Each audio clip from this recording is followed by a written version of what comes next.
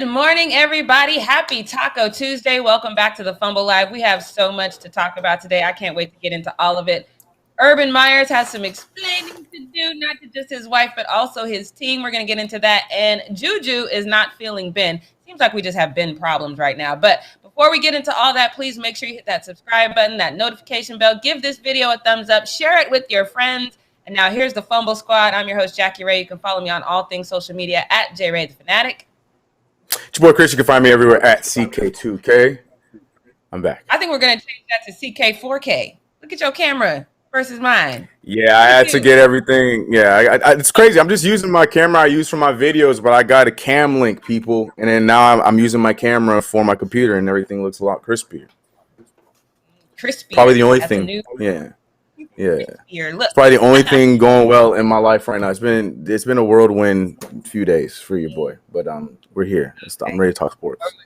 We're glad you're here. Before we get into all of our need to know news action, I know some of y'all are in the chat, so I'm just going to address the black and silver in the room. We live in a world where the Raiders are doing well. That's all I'm going to say about that. Saying anything else, Chris? They lost. Go Chargers. Justin Herbert. I don't care. Justin Herbert, baby. Take that A-whooping. I don't care if y'all on the chat. Raiders Nation. I don't care. Go ahead. Justin Herbert.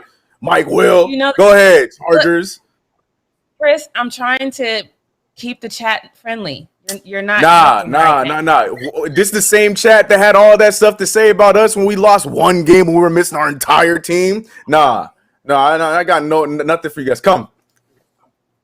And I'm wearing my Knicks cap today. I ain't scared of nobody. Let me just let you know right now, Chris is out here wanting all the smoke. I'm tired. I don't want the smoke, so I'm trying to get y'all on my side. And I know y'all ain't never on my side. So be on my side this morning, please, and thank you. All right, let's get into this first need to know news. Everybody take a deep breath. We're gonna talk about Ben Simmons once again. But this time we've got a different spin on it because this Ben Simmons situation might affect not just the 76ers. So we know that a trade is coming. We don't know when it's going to come. It looks like it's a long way down the line. But any trade that they do might affect the Nets, the Bucks, and even your Knicks. So we're going to get into that. But league sources have confirmed that the Pacers are among the teams that have talked to the 76ers about a trade, mainly with Caris LeVert. We know that back in July, there was a potential trade with Malcolm Brogdon that Daryl Morey was like, no, but Caris is over here averaging 20 points per game in his 35 games with the Pacers last season. He also had 5 assists and 1 steal per game. Y'all know the steals are my favorite stat. I love that. But in addition to Caris, Malcolm Brogdon, TJ Warren, Miles Turner, and Jeremy Lamb are all players making over $10 million this season. So, and they are on the Indiana roster, so they could be guys that are included in a potential trade. Again, we know that Daryl Morey shot down that trade back in July, but if they can offer Caris and Brogdon, Chris, do you think that would sweeten the deal and that maybe we can get this deal done? Yeah, no, I think that's a okay deal for them. It's not. I don't know. I'm sticking to the Sacramento conversation. I know they're not in the race. I feel like they can get something out of them. But if they can get Brogdon and Caris LeVert, I feel like the Sixers, they don't really fall off too much. I just worry about Brogdon's health. I think that dude is as advertised. He's that good. But he's just always hurt. And that's the other problem, too, with Caris LeVert. He's always hurt as well. And I like both those players. Don't like that team, but I like both those players. So I just feel like Philly, I'm sure, is weighing that whole situation as well. And I think that's also why Indiana is so okay letting them both go when you're getting a guy like Ben Simmons in return, regardless of what everyone's talking about with Ben Simmons. At least you know you're going to get somebody that's going to be there, change the team, and push the team in the right direction and still be healthy on the court. So I think that's the only thing I'm looking at is the health concerns with Brogdon and LeVert. But I think it's a solid deal. Maybe throw a pick in there or whatever. I don't know. I think it's a good deal. Yeah, I mean, we know that what the 76ers are asking for Ben is astronomically high. But when you're talking about Caris and Brogdon, I think they match perfectly with Joel Embiid. I see Zen Master in the chat. Says that Caris is a mid-range assassin, 100%. You're definitely going to get a little bit, well, not even a little bit, a lot more scoring prowess. Oh, a lot more. I was going to say a little bit, like, let me get this right. It's a lot more scoring prowess. So I think that's a good trade. Ben has made it clear he does not want to go anywhere outside of Cali, but I don't know if he's in the not his choice in the driver's seat. happen. We Yeah. we get to decide right now, especially when you're not Right. showing up, you're not doing anything to kind of elevate your stock. So Yeah. with that though, because we know that race between Philly, the Nets, and the Milwaukee Bucks was really tight last season, and then the 76ers ended up winning that race during the regular season by just one game. So do you think that if they make this trade, that all of a sudden the 76ers become the team to beat and can really challenge the Nets?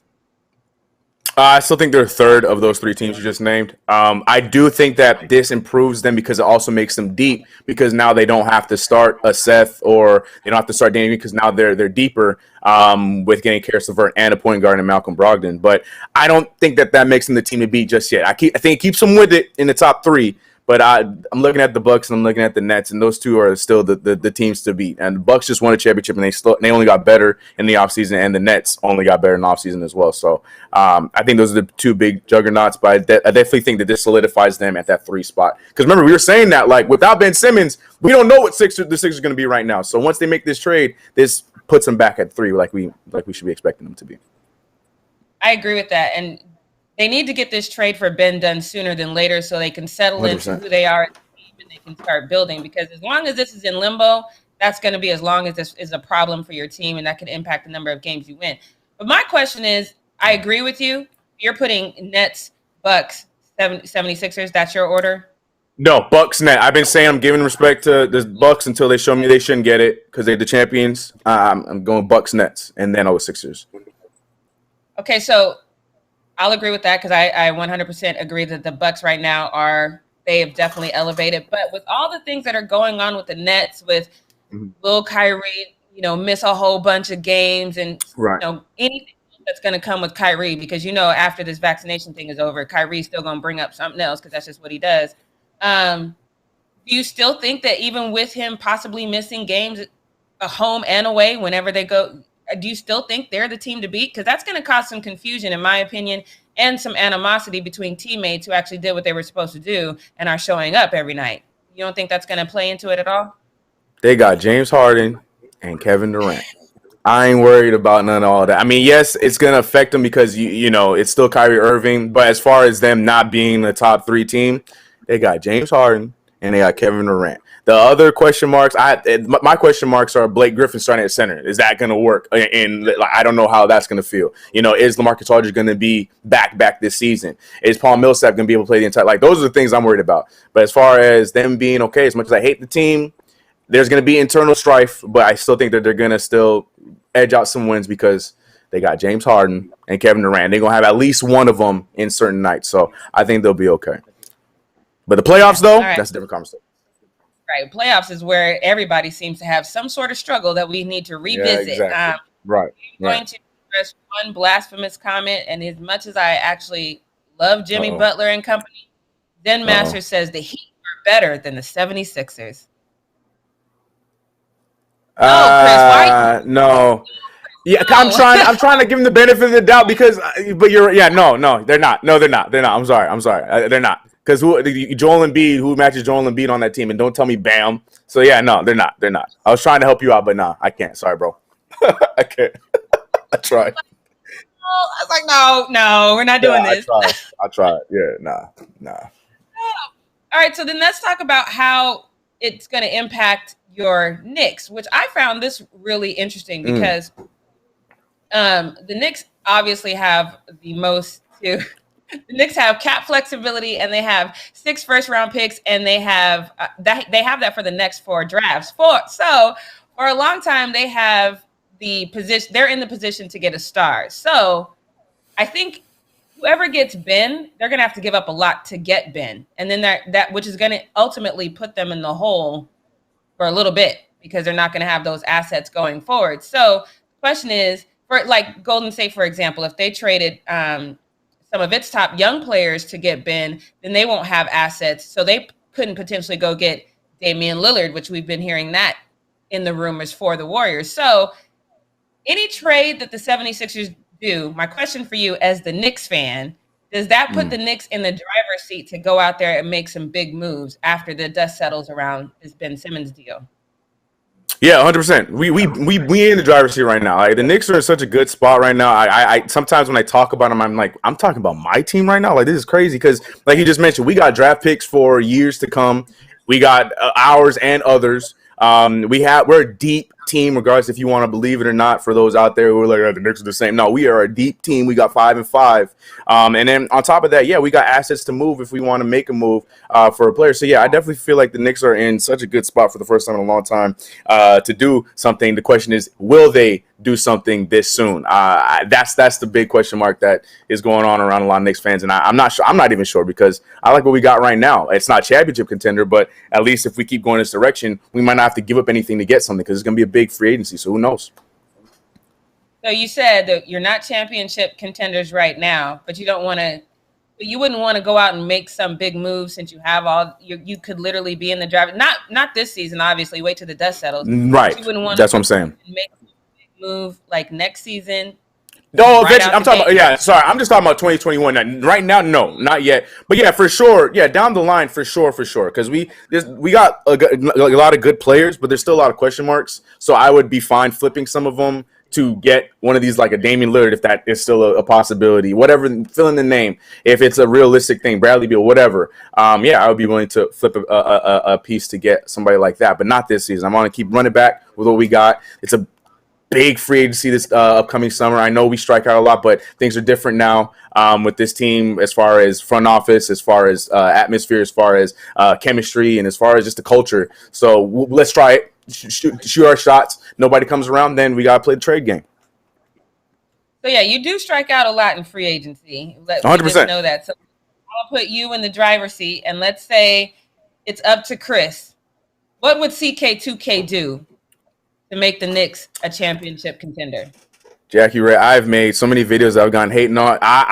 Last year I traded Mitchell Robinson and a pick to make sure I got LaMelo Ball last year. That was me last year. So just let y'all know I'm nobody's safe with me except RJ Bear. I love you, dog. But like if you're asking me what I would do, man, my eyes are on guys like Damian Lillard and Bradley Beal. I don't want to trade for the small fish that would just make us a better team, but not put us in the contending spot. So like the Ben Simmons, like it'd be nice to have an all-star on our team, like cool, but we have one right now with Julius Randle, and I think that that he's going to keep improving. So yeah, I'm looking at the big fish like the Damian Lillards, Bradley Beals. We have packages to send to get them. I just don't want to send too much. So if you're asking me what I would do, that's a kind of move that I would do. If you're asking me for the who's and the what names, I can go down that lane, but I don't know if y'all gonna know some players on the team, so I ain't gonna do that. But yeah, I would do that. Or I would just play the free agency game because I really feel like things are going to be different this offseason. I really do. All right, you guys, so take notes. Chris is going after Bradley Beal and Damian Lillard, if possible. Yeah. Bradley Beal, I know it's not going to happen. The Bradley Beal one, I feel like after this losing season, I see you over there sipping your tea like, why? Jackie, you about to say the same thing we say every year. Say it again, though. Go ahead. Say it again for the 2021 season. We say this every year, but go ahead. Say it again. No, say it again. Cannot keep losing like this and be like, I'm gonna lose one more season. He can't do it. This has to be the last losing season for him. I know I said that last season, but we all did. This has to be it, right? It has to be it. I'm done. I'm done saying that. I'm done saying it. I'm done. Like, and then when we saw the whole thing with Russell Westbrook saying like, yo, man, get out of here. He said, no, I'm good. I heard all I need to hear, man. It's not happening. He's going to retire a Wizard with a losing record. I love Bradley Beal, and I hope his stats are up there, but that's just, he don't want to do nothing about it. He's going to wait too long, and then he's going to be 35. You're like, you know what? Yeah, maybe I should go. And then we're going to be hearing all these documentaries. He's going to come out with the book. He's going to be 30 for 30, like the trade that should have happened. And he'll be like, LeBron James called me one night, and I decided that I wasn't going to do it because I want to be faithful. Like, we're going to hear all these things in a few years if he doesn't end up leaving now. And I don't think it's going to happen. I hope you're wrong. And again, I know we. I hope I'm wrong, too. I feel like I've said this 3 years in a row. This is his last season of. I feel like it's been 3, but this is it. I'm saying it one more time, and then Bradley Beal out next season. I'm telling you, if they have when they have another losing season, he's out. Look, Kevin Lane with the shade. I don't appreciate you, Kevin, because you bring it up. That's right, Kev. I asked you at the top of the show not to come for me. Kevin Lane in the chat says, I don't take advice from anybody who puts sugar on their grit. First of all, sir, I don't need none of your shade. Okay, that's how you're supposed to eat them. I already said that. All right, look, let's go on to this next need to know news, because this next needs to know news, I forget who it was. Let me scroll back, because somebody, Zen Master, earlier said they have had a bin problem for the last 20 years. I'm not going to say 20 years because I've right. That's what I said. Like that's. I have liked Big Ben for a lot of his career. I was very disappointed in him last season because I thought, number one, he waited too long to commit, and number two, he shouldn't have commit. He should have been done. He's been moving too slow for quite some time. But nonetheless, he decided to commit. And now the problem is you got to tell the truth and shame the devil. Ben's a problem. But now when your teammates say it's a lot. So you don't want to be caught on camera saying that Ben is a problem. So if you don't know, let me just break down how bad he is. Because in the week 3 loss to the Bengals, Ben went 38 for 58. He threw 58 passes. At his age, that's too many passes. That's 58 passes is a lot, period. But when you move slow like Ben, when all of your moves are predictable, all you're really doing that successfully is short 5-yard passes or these checkdowns. 58 passes is too much. Shouldn't be happening. He did throw 3 for 318 yards, but he also threw 2 interceptions. And they lost that game 24-10. And then on Sunday, he goes out, he's 26 for 40, throws 1 touchdown and 1 interception, and they lose again. So now we're in this situation where, again, you're not the Big Ben of old. And obviously you're trying to be the Big Ben of old if you're throwing 58 passes. That's insane. So CBS cameras caught JuJu Smith-Schuster. Y'all know I love JuJu. Y'all somehow have problems with him. I love JuJu. But he is, right? This level of frustration is like when you can do nothing else. Because what's happening here is he sees Ben miss him for a wide open. If Ben would have connected with him, that's 6 on the board. But he misses a lot. Yeah. But this is like wide open. Nobody was around. He could have texted his friends and caught the ball and got that touchdown. And he's watching that playback on that tablet, and he's mad, and he slams it. Then this happens. CBS, you see, the cameramen are petty, because what happened was they saw that JuJu was worked up. So the producer was like, keep the cameras on JuJu. Keep the cameras on JuJu, just in case he says hey, that man. Right? Which he does. And JuJu right here says, it's a Ben problem. So if you can't read lips, he says it's a Ben problem. No lies detected in what he said at all. This is 100% right. Yeah, he said. So look, if you, I don't know if you can see, but he leans back. He goes, it's a I Ben thought he was problem. saying that's a bad ball, but I see it. Yeah. Here it comes. It's a Ben problem. Oh, it is. Oh, damn. Okay. Yeah, pay this man, yo. Pay this cameraman right now. Pay him that, yeah.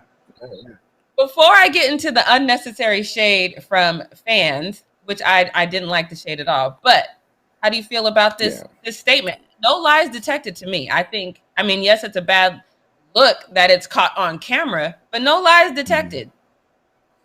I mean, no, the cameraman did the right thing, because this is when you're going to get the real emotion is during the game. Like, when it's happening is when you're going to get someone's real emotion. So shout out to the cameraman, and maybe, like you probably said, maybe the producer saying, stay on JuJu. Do not get off JuJu. He's going to say something. Because I feel like that is real. If that is, in fact, what he did say, and he's probably going to backtrack and say that's not what he said. But if it is in fact what he said, I'm sure that is just a feeling that, everyone's been having. Now, every time I say something like this, then I have to hear from Steelers fans, when we started last season, was it 7-1 or 8-0, whatever the hell it was? Yeah, if you look back at the tape, it's because y'all defense is what your defense is. Like, the defense was the reason why you're doing that, and that's fine. But don't try and cover up for I almost said Ben Simmons, golly, for Big Ben in this situation. You can't throw 58 throws in a game, get 300 yards, and throw 2 picks and only have 10 points. The math doesn't add up. It just doesn't add up. If Zach Wilson or Justin Fields or any of these rookies did something like that, we'd be killing them. But because you've been Roethlisberger, we're supposed to just let that – no. You know what I mean? And now we're on week 4, and it's not getting any better. I think it's time for them to start weighing some options, start looking at some other quarterbacks, or stay in house with my guy that I still have some faith in my guy Dwayne Haskins, and maybe just run it up with him and just take the L this season and start it over next year. But yeah, if I think this is 100% real feelings from JuJu Smith, I have no problem with it. I think he's just feeling his feeling. The camera caught him. It's that simple. How are you gonna hate JuJu for feeling how he's feeling? Yeah, I 100% agree with JuJu. Gary Turbo in the chat says he hates when wide receivers blame the quarterback for their BS. This is not that. I mean, this isn't that. I don't know. No, I don't know what you're talking about specifically, but this is not this is not that. The Ben has been the problem. We saw that Ben was at the end of his career last season, and it was getting progressively worse. Last 4 games of the season, last season. So I don't know why we expected something brand new this season. And he's older now. So it's crazy to me that people just have this kind of these thoughts about what you're thinking right now or whatever negative thoughts you have about JuJu, but it doesn't change the reality that Ben's not it right now. So let me go into these tweets that are just shaming my boy. And then so this first one just had me all in my feelings because he says the dude who passed on playing with 2 MVPs and took less money to play with the Steelers. He's a clown. And then the guy in the bottom says he's getting clowned for loyalty. Welcome to 2021. Amen. Again, and there were so many tweets like that. They were just like, oh, JuJu needs to grow up. He's not mature enough yet. What are we talking about right now? Y'all still mad about the dances? It's not the same thing. You think they still mad about the dances? Yeah, man, people. It's just I don't think it's. I agree with it, but yes, they are, man. They're so petty about the stupidest things, and unfortunately, in today's sports age, like these players get things pinpoint on. It's the J.R. Smith Henny thing all over again. Every time people look at J.R. Smith, they're gonna think about Henny, and they don't think about anything he's doing right now. And I feel like JuJu Smith-Schuster is in that same bubble where they look at JuJu. This dude could have caught probably 10,000 yards this past season, and all they're gonna talk about is him dancing on the star and dancing on people's logos because that's just how the internet is today. I think it's whack. I think it's absolutely stupid, but it is what it is. That's how they're gonna look at him. That's why I'm surprised you even looked at the replies because you knew they're gonna hate on them. Yeah, and I set myself up for that, but Justin in the chat says Ben is going downhill, but let's not act like JuJu is good. We can't act like we know how good JuJu would be because the quarterback. Exactly. You act like one doesn't need the other. We know that Odell Beckham is outstanding, but he doesn't. The numbers don't reflect that because Baker cannot see him, and when he does see him, he can't get the ball to him. That is a quarterback problem. So let's not pretend that we know how great JuJu can be while he's sitting under Ben. I'm not here for the JuJu shade, like, at all. So let me just let you know that now. But I will say real quick. Go ahead. Okay, yeah, I was just gonna say I agree with the original tweet. I like the loyalty. I'm not mad at him for staying, but I do agree that because of what we're just talking right now, I do wish JuJu did go somewhere. The Chargers were ready to throw some money at him. It's probably good that they didn't because Mike Williams is playing out of his mind and he probably deserves the money. But like, if JuJu was with a guy like Justin Herbert, like if he went and played with, like we were talking about, like with Aaron Rodgers, somebody else like that, that would have been crazy. But at the same time, I ain't gonna knock the loyalty, but just understand that this comes with that, Mr. JuJu Smith-Schuster. That's all I was gonna say. All right, that's all I got for need to know news. Chris, can you take us into the post up? Yes, we got a fun Taco Tuesday post up for you guys today. Definitely need this post up to cheer up the moods. And I'm sure it's going to cheer y'all up too because we got a lot of nonsense going on. But this first one, I like this first one. Not because of who is being pointed at, but it's because of who is secretly also going to have to suffer of the new consequences of the NBA. And I'm talking about the new rule, or not rule, but the new the referees putting their foot down on calling these phantom floppy fouls for three-point shooters. They're going to try to reel it in on the offense a little bit this year and award the defense a lot more. And I've been crying for this for 5 years. And unfortunately, Steph Curry was the first, I would say he was the first victim of the new rule change. And we saw it last night in their first preseason game against the Blazers, Portland Trail Blazers versus the Golden State Warriors. And here was this play. And the Warriors up top by 4. Curry defended by Not this year. Not this year. I love it. I love it. And I hope they stay, referees, but I hope they stay consistent with this because as we saw, Shams dropped it a few months ago, and I don't know if you guys were feeling like how I felt. Jackie, I don't know if you felt like I felt, but I saw this and I was shaking my head like, yeah, there's no way they actually do this. But Shams dropped this tweet of the new rule that they're going to go forward with, if I can get the tweet up real quick, Leo, before I get Jackie's opinion, because I know she got an opinion. Shannon said NBA referees will be trained to properly officiate the following actions used to draw fouls. Shooter launches, leans into defender at abnormal angles. Shooter kicks leg at abnormal angles. An offensive player abruptly veers off path sideways before backwards into defender. Now, we saw two of those things get exercised yesterday. I don't have the video, but Jason Tatum got called with it 2 times in his preseason game, pushing off. And normally the NBA would just let it pass, but no, they called offensive fouls on Ben Simmons. And then we saw this instant with Steph Curry. Now, before I go to you, Jackie, I have this third tweet because, I have to throw some shade at somebody else who's just as guilty as Steph Curry. This idiot Ty, sorry, Ty, I don't know you like that, but I just saw the hat, so I'm instantly attacking you. He said, Curry and Luke are finished with crying emojis. And my man, Katie the GOAT. This name fits so perfectly because this response was goated. Your favorite team has Trey on it, bro. You just going to talk about Curry and Luka like Trey ain't out there flopping around doing the same thing?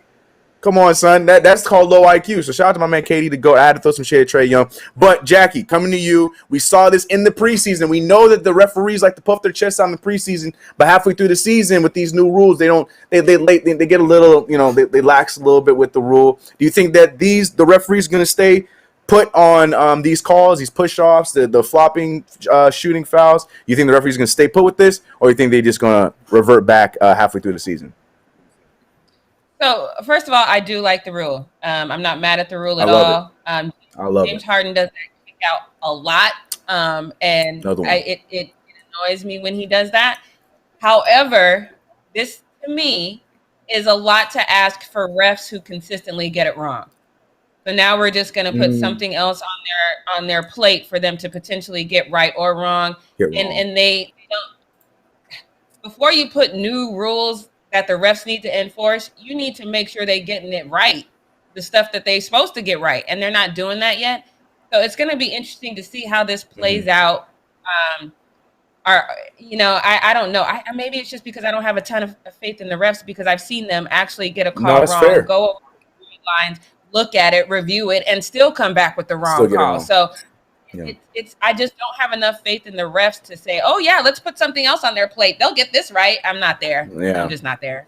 No, I think that's very fair. That's very fair. And I feel like that's the part that gets overlooked, because there might be some referees that are going to be consistent with this, and they get it right, because there are some good referees in this league, but there's a lot more bad ones in this league, and some nights they gonna call it, some nights you're not. Watch for those compilations this season where it does get called one night from a different player, but then with Steph Curry, Trae Young, all the same players we named, James Harden, they do it and they get away with it, then it's going to happen. So I think that's a very good point. Very good point. Let's see how consistent the refs are going to be, but that's a lot to ask for the referees. All of a sudden we're asking the referees to be good. That's a very good point I didn't even think about. So we'll see. I'm going to keep my eye on that one. But Trae Young. All right, moving on to the next one. Well, I'm throwing shade, but now I'm sure Jackie's ready. She's gonna have her blanket. She's gonna have like a whole tape. We got some shade to throw on Enes Kanter because he went too far, in my opinion. Here, I have no problem with players having their opinions on other people's opinions and stuff like that. But Enes Kanter knew what he was doing when he did this. Enes Kanter, we saw the tweet. We saw his response to LeBron James.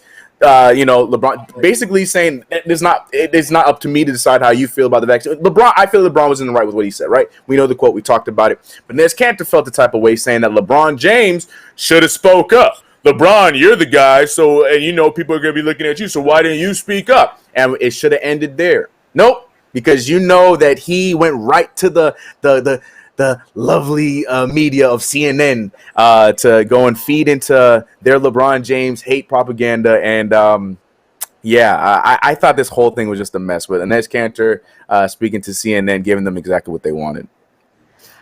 LeBron James finally revealed, come on, Enes, you're better than that. Just recently that he is vaccinated, but he declined to call on others to do the same. Do you think players like LeBron James, who were so high profile, so looked up to, have a responsibility to protect not only his fellow players, but also the black community, when we know the black community has been disproportionately impacted by this virus, by COVID?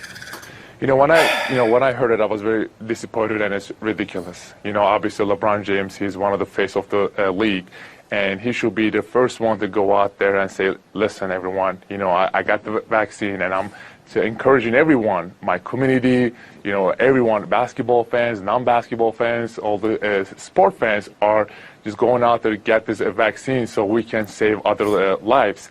So when I heard that, I just couldn't believe it. But I hope he can educate himself about this vaccination and inspire and encourage other people around him. You know Jackie, what? Just take it away, Jackie. Just take it away, Jackie. Just take it away. Go ahead, Jackie. I'm gonna let you take it away. Go ahead. LeBron needs to educate himself. You don't know how he's educated himself, sir. And first of all, he talked about he did educate himself. He talked to his doctors and things of that nature. That's number one. Number two, white people should never tell black people how to deal with the black community. Stop that. Don't ever tell them how to deal with it. You look stupid. And second of all, isn't this man a fugitive from his country? If you so worried about your people, go back to your country and help your people, sir.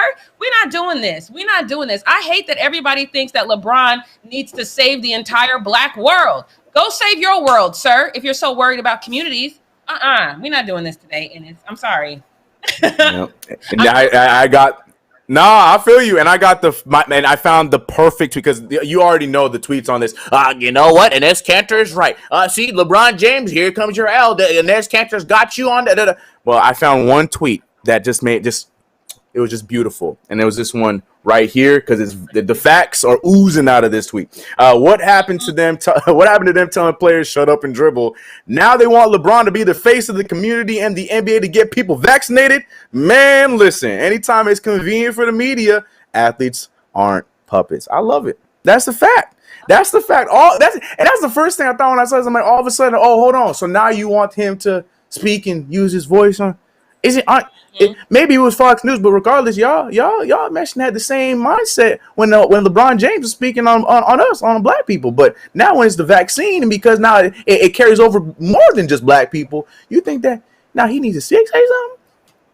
Get out of here with that. But and next, protect black people from police brutality, he's doing too much. But now you want to tell him, now you stop. That's not it. That is not it. Yeah. Y'all better put some respect on that. We're not doing this. We are not doing this. I'm with you on that. That tweet put it on point right there. Yeah, I'm just disappointed in this. Y'all know I'm not the biggest Enes Kanter fan. But this one, like there's petty and there's just stupid. Like this dude went out of. You saw that it was 6:54 a.m. Eastern Standard Time. This man woke up bright and early to make sure that he got his LeBron James hate out right at the before the sun could rise. Like that's too much, man. That is too damn much. Right. Worried about communities. He can wake up bright and early and catch that red eye. His community that is still in need. Right. I don't know, man. I just think that's just the whole thing. It's just all right. Anyways, but yeah, so there you go. That we shade to Enes and shade to Trae Young. Even though Trae wasn't even the point of that first one. But moving on, stick with the NBA. Like I said, preseason is beginning, and the Pelicans played yesterday, but they were without Zion Williamson. And right now, Zion Williamson, at least in my timeline, has just been a meme all over Twitter for me from his amazing response to asking if he wants to stay in New Orleans to the picture. I don't know if you saw it, Jackie, the picture of him walking away with a smile on his face, and people were just killing Zion. He's just been a meme on my timeline right now, and this is the first time he's spoken out since that interview talking about him wanting to stay in New Orleans, blah, blah, blah, blah. Well, the question got asked again, and the response to me didn't get much better. He controlled it a little bit, but to me, it still was just not believable. I'm going to let you guys decide, and here's the clip.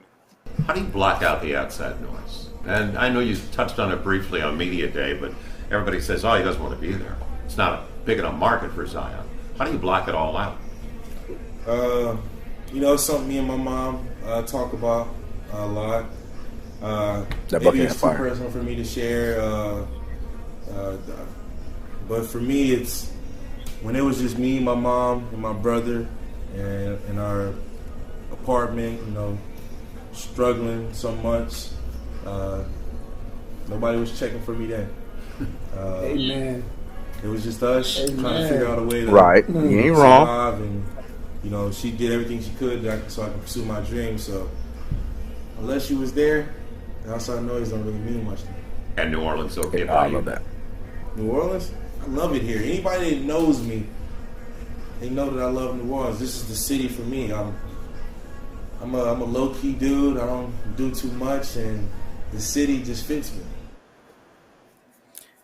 Okay, now I'm gonna be real. I like this one better than the first one. I'm buying a little bit. I just know that he's not going to stay. I'd be very surprised if this man signs that extension outside of the funds. If that's the case, then do what you got to do. But this team did not get any better. They ain't giving you no talent. They ain't talking to you, Zion. You can love this city. I love this city. But at the same time, in basketball, we're not talking about the Saints, Zion. We're talking about the Pelicans, the not-so-good team, the small little hole-in-the-wall stadium right next to the big old Superdome. Like, it's okay to be real with us. But, again, I'm calling cap. Chat's calling cap. Jackie Ray, you calling cap. That's your boy. I agree with you 100%. And I think he phrased it intentionally. He loves the city. He didn't say nothing about loving right.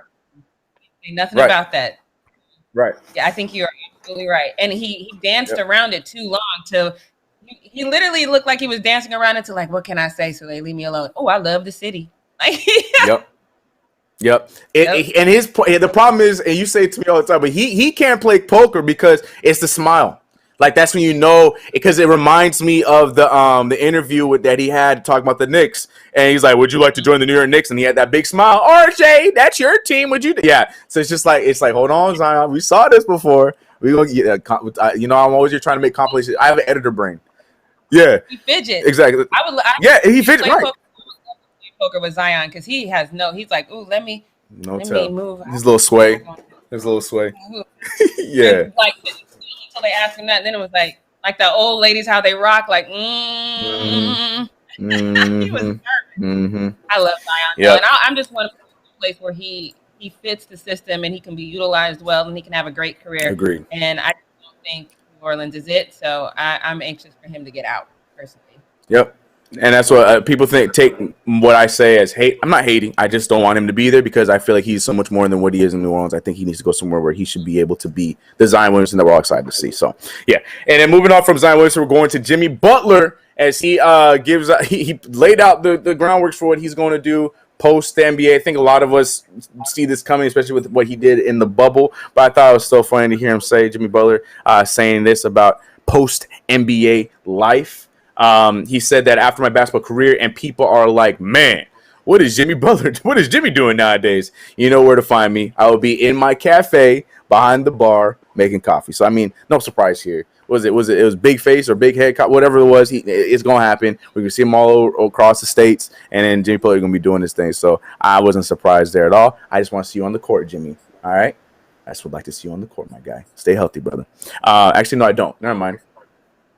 For 4 games of the year, you could take a break, but rest of it, you do what you gotta do. I forgot you on the Heat. I keep forgetting. Nah, I don't want you on the court. I'm sorry, man. Go work on your coffee. All right, so, huh?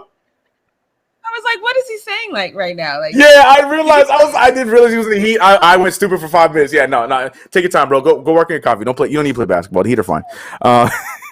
Now.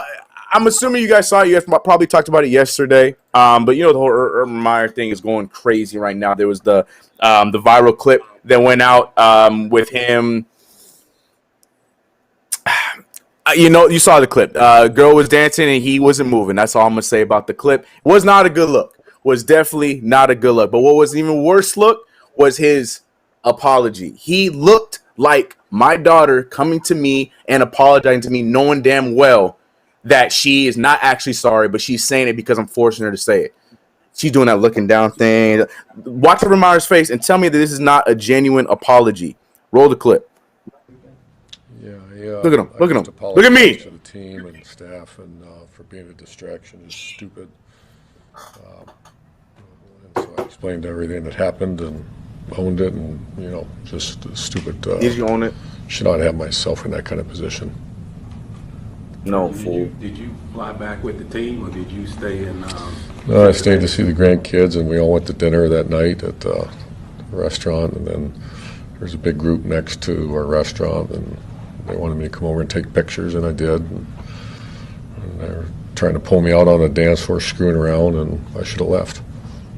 How did the team react? Yeah. Look, man, no, we don't need it anymore. This is nonsense. So you went to hang out with your grandkids and have dinner, and you got drunk because you was gone, bro. We all saw it. You was gone. You got that drunk with your kids, or you got that drunk in between taking the picture. I don't know, man. It's not a good look. And I have a video for about Jackie Ray. You guys talked about this yesterday? I'm sorry, I missed yesterday. I'm assuming you guys did talk about it. All right, so then I will save your opinion for after I show you this video, because I'm assuming we all feel the same way, because now it was talked about on by Marcus Spears and by Dan Orlovsky. I can never say your last name, bro. But Marcus Spears, in my opinion, is speaking how I felt. I'm just saying, we keep trying to forgive this guy. He keeps making the mistakes. He has a track record, and we're going to keep giving him chances. Nah, it's time for him to get fired, and Marcus Spears preaches it way too elegantly. Take it away. Going over in the Jaguars locker room today. Not only the locker room, but Shad Khan, you need to find your new head coach, bro. It's time for Urban Meyer to be dismissed and relieved of his duties. This is not the first distraction, right? This is not a visceral reaction to what Urban Meyer did, even though there needs to be one to that as well. He brought in a strength coach that had racist history. He brought in Tim Tebow to play tight end, which he never did in the NFL before. This is a pattern that we've seen go on since Urban Meyer has been the head coach in Jacksonville. And then this particular situation with a young quarterback, first pick, just married, 0-4, trying to win football games, and the coach is the exact wrong reason why they in the news. I played football 9 years in the NFL. Every head coach I ever had said, don't be the guy to take focus off of what we're doing as a football team as we try to win games. It was a message that resonated throughout every locker room I've ever been in. Shad Khan, you on the clock, bro. It's time for you to find another head coach for the Jacksonville Jaguars. And it needs to start like right now. And Jackie, you've been saying this before they even played a game. You was off the train from before even. I think maybe we got through maybe one preseason game. I don't even think we got that far. You was off. You was like, Urban got to go. You've been on the train, and now this is what, strike 5, strike 4, probably realistically strike 3. But it feels like strike 5 because of the magnitude of all the strikes this man had. You agree with Marcus? I 100% agree with Marcus, and because I had said going into this season that all they had to do was win like 2 games, because they won one last season, and then they would look better.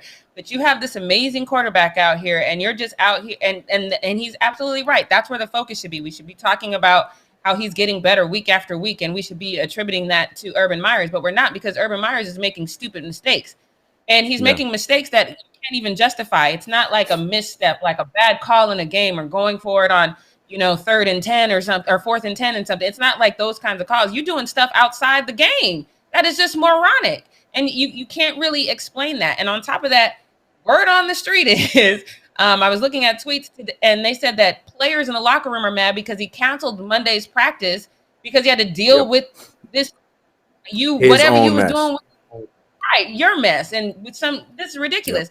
On top of that, he had to cancel practice. That made players upset, because why are we canceling our stuff because of what you have going on? And then when he came in, he apologized to position groups individually, and then he basically said that she was just some random person. He took no responsibility of it, and apparently the players in the locker room, they kind of held it in. And then when he walked out, they laughed at him. When you have your players that are laughing at you, and I said that he was going to lose the locker room the second he brought in that racist. I said that. You lost them then, and if they're laughing at you now, it's done. They have no respect for you. And if you can't own that locker room, you shouldn't be the head coach. 100% agree. It's time for Urban Meyer to go. I said that before. You've been saying it, yeah. And that's the thing about that video. I couldn't see what his hands was doing while she was. It was just inappropriate. Saying, man, yeah. You know what I mean? Yeah. I was like, I said that he should go before that. But now, when you are the older, because I don't know how old Urban Meyer is. I'm guessing he probably looks older than what he really is. But when you've been in the game and you've been around young kids, and you've had to tell young kids in college, hey, stay focused, don't take any kind of attention away from the game, and then you get to the pros and you forget everything you've had to tell young kids, and now you acting a fool, you're not supposed to be here. You're just not. Yeah. No, I completely agree. And it's unfortunate because this team is trying so hard to get out of the mud. You know what I mean? They got all the young pieces at all damn near every position.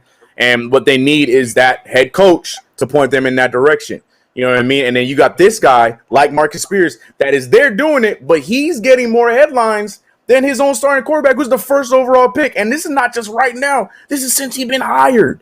You know what I mean? So I agree. It's time to let him go. Just move up one of the coaches because they probably the ones doing all the work anyways. Because it'd be looking like he just standing there. He don't ever look like he's engaged in the game during any of the games I've ever watched. And that's only like 2 of them because I was forced to watch them on Thursday, and then I wanted to see the first game of the season. So I don't know. Yeah, it's time to move him up. And you know what's going to happen next, Jackie? You know he's going to get hired by USC. So the Urban Meyer tale is not over, but it's time to get him fired. Mm-hmm. Yeah.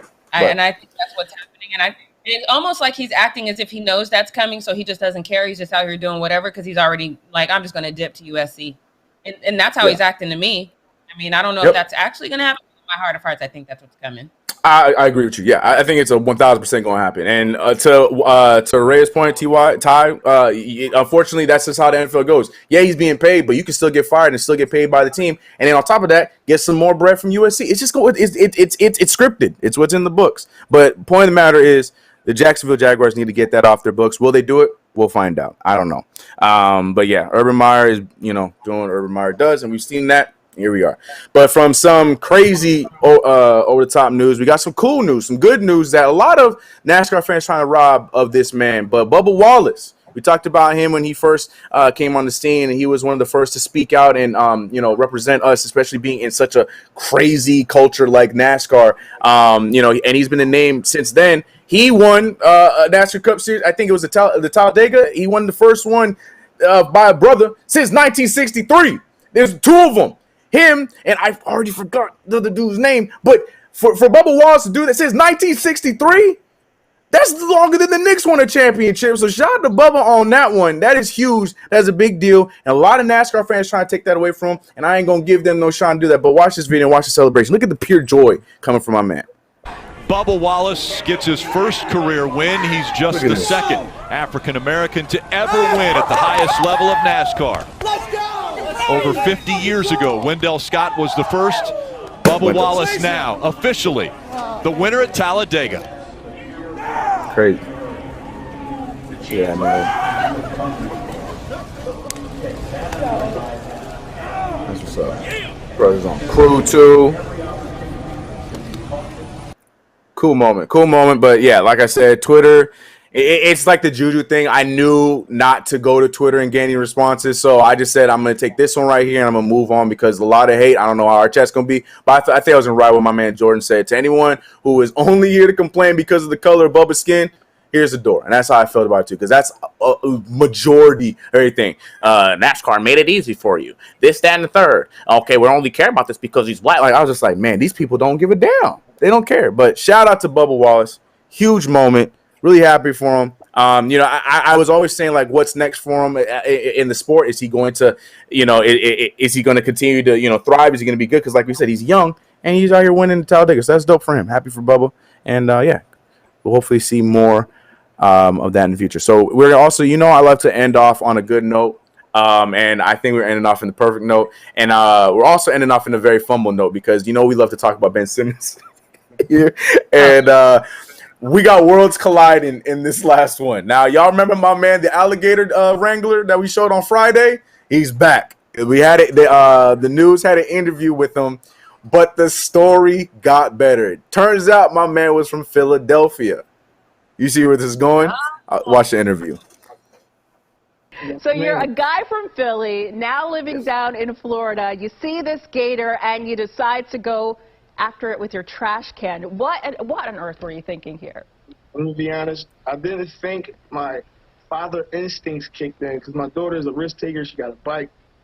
We're from Philadelphia, so we don't have alligators. So she tried to hit the tail with the, with the bike, with the alligator and all that. So I just jumped into action and I said, you know what?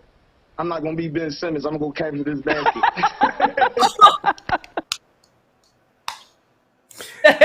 Damn. Yeah, I mean, but the fact that he's from Philly and he had that kind of tactical move to get him in, like that seemed like he worked it out, or maybe he just watching a little bit too much of Crocodile Hunter. But like, yeah, that was tactical. The way he stunned him with the lid, I don't know, but that whole thing was crazy. But the shade though, Jackie's a fan. Well done. I'm here for the shade because you know what? I was exactly like you. I thought he had to be from Florida for the way. Right. I don't see nobody from Philly going out and catching a gator like that. Like I thought he not like that. You know, he was like, "All right, tell me when his head is in." Like he was calm and he knew what he wanted to do. He was going to release him. Like it seemed like this was like for this to be the first and only gator that he's ever caught, and he's from Philly. That's crazy for me. But I love the shade. Like I had my moment, had to take my shot. I couldn't be And you know Philly Simmons. fans not afraid. You know Philly fans not afraid because don't ever forget the dude that caught the kid out of the fiery building and threw some shade at Nelson Aguilar after a serious moment. Philly fans they're not afraid to make sure that they let their sports teams know how they feeling regardless of the situation. So, man, shout out to him. For him to be from Philly doing stuff like that, man, I would be allowed to do the broom like, shoot, go on, get out of here, man. Like I want to know, like we got to stun him with the top. Let me know when his head's in. Like that's crazy. If you was gonna be shooting him with the broom, you still better than me. I'd have had the whole family in the house. I'd have been like animal control. Lock the door. Right. I need to come get him. Right. So I wouldn't have been outside with that gator. No way. Yeah. No, man. But yeah, hey, look, I don't know if that's what I wouldn't do because I thought it was good. But Jackie Ray, can you inform us on what we not gonna do? Yes, let's get into what we not gonna do because this is something that I think not only applies to basketball, but just across the board. What we not going to do, y'all, we not going to be out here condemning people who at one point are very much against the vaccine. And then for whatever reason, either it be because they did some research or whatever, they finally get it. Let's not shame people for actually coming to whatever conclusion. On top of that, I don't think we should shame people who get it, but still have reservations about it because I understand that too. You know, I'm right there. Like when I got the vaccine and then they were like, oh, you got to get a booster shot. I was like, well, now, wait a minute, you know? So just across the board, I think it's okay to feel however you feel. That being said, I've said it on this show several times and I'm going to stick to it. When you're talking about team sports, one of your key responsibilities is to show up and play. And if you not getting the vaccine is going to prevent you from doing that, then you're a detriment to your team. So this is how I just don't think you should do that. We're in a world right now that you can't play every game if you're not vaccinated. And we talked about Andrew Wiggins not wanting to be vaccinated and trying to cite religious reasons, which I told y'all everybody was going to be out here trying to cite religious reasons. All of a sudden, obviously the NBA didn't fall for it, and I was glad about that because it just didn't seem fair. But he finally relented, and he got the vaccine. So I want to show you a couple of tweets about that. He says, Wiggins is he says, it's not something I wanted to do, but I was kind of forced into it. I guess to do certain stuff and to work, you don't own your body. Hopefully there's people who are stronger than me and keep fighting for what they believe in. So before I get to the next tweet, I'm going to talk about this. Now, Andrew, I'm not going to shade you for saying on one day you were absolutely not going to get it and getting it the next. Absolutely not going to shade you for that. I think people have a right to change their minds, especially when changing your mind enables you to do your job. So I'm not going to shade you about that. I am going to shade you on saying, hey, I got it, but for those of you who don't want to get it, I hope you don't. Like, that's not right. That's a mixed message that is unnecessarily sent. I got it. This is why I got it. There's a period after that. This is not a fight. Again, this is something that, you know, you can, like my friend said last night, you've got a smartphone. Google is in it. You can do your own research. Now, of course, Irie has also proven that you can also do enough research that points you in the direction that you want to be pointed in, but you can actually go to credible medical sites to do your own research about this vaccine. So now let me get to this next tweet. It gets worse is what I'm trying to say. He says, I had a reaction a few years ago to Tylenol, and since then I haven't wanted to take anything. I do understand that. I don't like, I will, my headache's got to be damn near pounding outside of my head before I'm going to take Tylenol because I just don't like taking anything. But he says, let stuff heal naturally. In this case, I had COVID and it wasn't that bad. I didn't want to take the chance. I don't know if it causes cancer or anything like that. So this is a very selfish comment to me. You had COVID and it wasn't that bad for you. But don't act like you don't know that hundreds of thousands of people are dying and that there aren't thousands of people in hospitals right now on respirators because of COVID. It wasn't bad for you. That doesn't mean that it's not going to be bad for other people. And your relationship with Tylenol is your relationship. You're oversharing right now, basically what I'm saying. We didn't hear about that. So, of course, Now people are starting to drag him a little bit, and I don't have anything to say about what they're dragging him about. He says, I'm going to keep fighting for what I believe in. For how long, Andrew? For about 72 more hours. So I understand that shade. Let me get to this next one.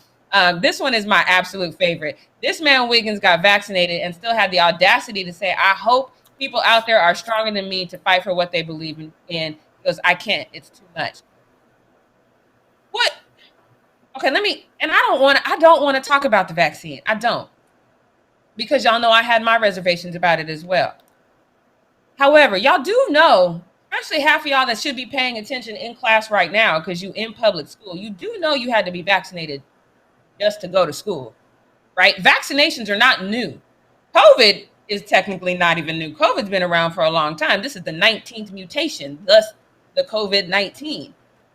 Figuring out ways to medically protect ourselves from things like this, also not new.